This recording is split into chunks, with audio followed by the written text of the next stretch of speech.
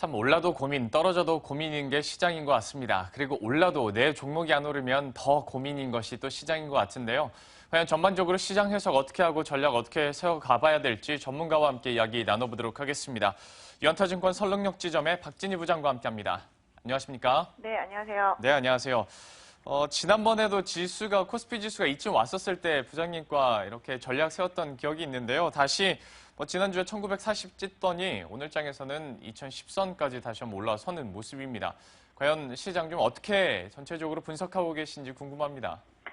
네, 앞에서 말씀하신 대로 올라도 고민, 내려도 고민이면 맨날 고민이네요, 진짜 시장은. 네, 일단 지수 지금 2011포인트 순조로운 항해를 좀 하고 있는 것 같습니다. 지수로만 보면 그렇습니다만은 외국인들의 매도세는 꾸준히 좀 이어지고 있다라는 점이 부담이라고 볼 수 있겠습니다. 코스피 시장 같은 경우 개인과 외국인의 매도 이어지는 가운데 기관의 매수로 버텨주고 있는 모습 보실 수가 있겠고요. 외국인은 코스닥에 좀 집중을 하는 모습이 최근 내에 계속 이어지고 있습니다. 특히 기관이 일단 월말 정도까지는 드레싱 가능성이 계속 있기 때문에 이번 달 말 정도까지는 그래도 지금 코스피 쪽에 있는 대형주들의 순환 흐름은 조금 더 이어지지 않을까라고 보여지고 있는데요. 그럼에도 불구하고 지수가 2050 언저리만 가면 환매 물량이 계속 투신권을 통해서 좀 나올 수밖에 없는 지금 구조적인 좀 단점을 가지고 있기 때문에 상대적으로 지수를 좀 견인하면서 지수보다 좀 더 올라와 있는 종목들에 대해서는 탄력도가 좀 떨어질 것에 좀 대비를 하는 전략이 좋겠고, 상대적으로 지수 대비해서 덜 오른 종목들이 좀 순환 반등에 나서고 있다라는 측면에서 본다라면은 그런 종목들을 조금 더 공략하는 게 현실적으로 좀 좋지 않을까 싶은데요. 지금 시장 전체적으로는 전기차라든지 2차 전지 이런 쪽으로 좀 테마가 많이 형성되어 있기 때문에 이런 류들을 좀 중심으로 한 주도주 섹터주들을 계속적으로 좀 순환 대응하시는 전략이 현재로서는 가장 조금 더 유효하지 않을까 싶고, 일단 코스닥 같은 경우도 가격적인 메리트가 있는 종목들의 좀 순환 매에 조금 더 치중하시는 전략이 좋겠는데요. 일단 지수상으로는 말씀드린 대로 일단 2000대 위에만 있다라면은 시장 자체의 방향성보다는 종목들에 대한 방향성을 가지고서 좀 고민하시는 전략이 좋을 것 같고요. 오히려 지수는 지금 올라온 상태이기 때문에 1980에서 1970 정도에다가 마지노선을 설정해 놓고 지수 관련주들은 좀 대응한다면 좀 무리가 없을 것 같고요. 그래서 일단 2050이라는 강력한 저항대만 좀 염두에 두시는 대형주들은 좀 투자를 하시면 바람직하지 않을까 싶습니다. 어떤 주도 섹터 그리고 가격 메리트가 때문에 다시 한번 얘기가 안 될 수가 없을 것 같고요. 중간에 설명해 주시면서 수급 얘기도 잠깐 해 주셨습니다만 보다 자세하게 다시 한번 분석을 해보도록 하겠습니다.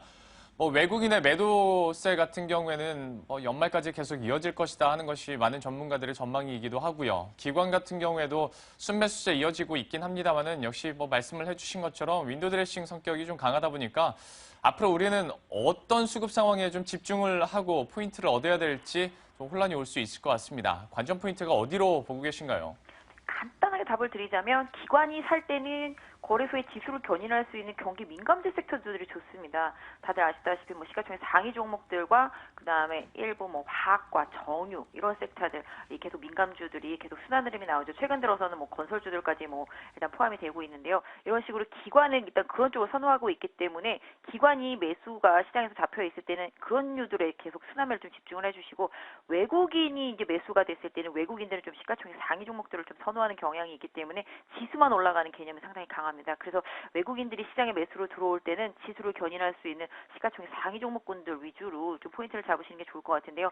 지금 외국인들이 계속 매도를 하고 있는 구간이기 때문에 그런 종목들이 좀 등락만 있을 뿐 시장에서 주도적인 역할을 못 해주고 있고, 반대로 기관이 선호하는 테마성이 강한 중대형급에 있는 종목들이 계속 순환매가 이어지고 있다라는 점을 좀 염두에 두실 필요가 있을 것 같은데요.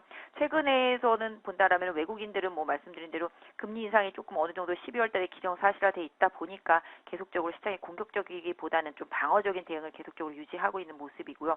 그런 상태에서 계속적으로 외국인들의 좀 매도세가 일정 부분 좀 이어지고 있다. 다만 매도 탄력은 조금 많이 줄어들었다. 그래서 매도의 강도는 조금 많이 줄어들었다라는 점은 좀 긍정적이지 않을까 싶은데요. 전체적으로 지금 환율을 본다면 1,150원을 사이에 두고 등락이 좀 있죠.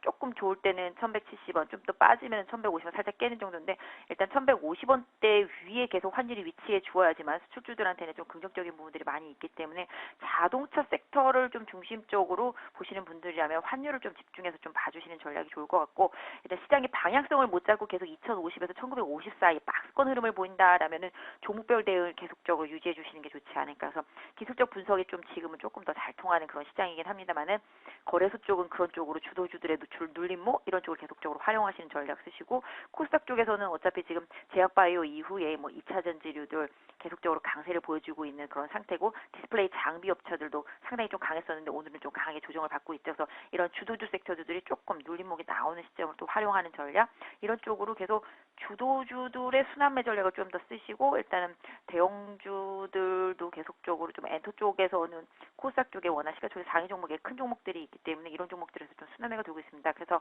일단 코스닥 시장 같은 경우는 낙폭 과대 종목들 그리고 낙폭 과대 섹터 내에서 주도적인 1등 업체들 이런 종목들의 계속 순환매로 계속 좀 가격적인 메리트로 좀 대응을 계속 유지해 주시는 게 코스닥 쪽에서는 조금 더 유리할 수 있을 것 같고요. 거래소는 아까 말씀드렸던 대로 지수 견인력이 일정 부분 있는 종목들 내에서 주도주 섹터 내에서의 좀 순환매로 계속 대응. 역시 1등 주자가 나타나고 나면 계속 2등, 3등이 따라 올라오고 있는 시장이기 때문에 지수가 막혀 있을 때는 2등, 3등을 좀 찾아내서 계속 투자하시는 전략이 좋을 것 같은데요. 지금 지표로서는 말씀드린 대로 기관의 매수세는 일단 이번 달 정도까지는 계속 이어질 수 있을 것 같기 때문에 일단 외국인들의 수급을 보면서 대형주들은 약간 좀 탄력 저하, 그다음에 기관이 좀 선호하는 종목군으로 좀 다음 주 초반까지는 조금 더 이어가시는 전략이 좋지 않을까 싶습니다. 저는 이런 부분에서 저희 프로그램과 부장님이 참 잘 맞는다고 생각을 합니다. 시간 대비 정보량이 참 많은데요. 순식간에 정말 여러 가지 전략들이 이렇게 지나갔습니다. 간단하게 정리를 해드리자면 기관이 살 때는 경기 민감주에 우리가 좀 한번 주의를 기울여 보자. 그리고 자동차에 관심이 있으신 분들은 환율 상황에 한번 또 집중을 해보자라고 말씀을 해주셨고요. 전반적으로 주도주의 눌림목을 활용하는 전략도 역시 필요해 보일 것 같습니다. 전반적인 시장 전략과 함께 오후장에서도 우리가 어떻게 하면 좋을지 힌트 얻어봤네요. 유한타증권 설릉역 지점의 박진희 부장과 함께했습니다. 고맙습니다. 네, 감사합니다. 네. 자, 이렇게 시장 전략 세워드렸고요. 이어서 현장 플러스 바로 이어가 보도록 하겠습니다.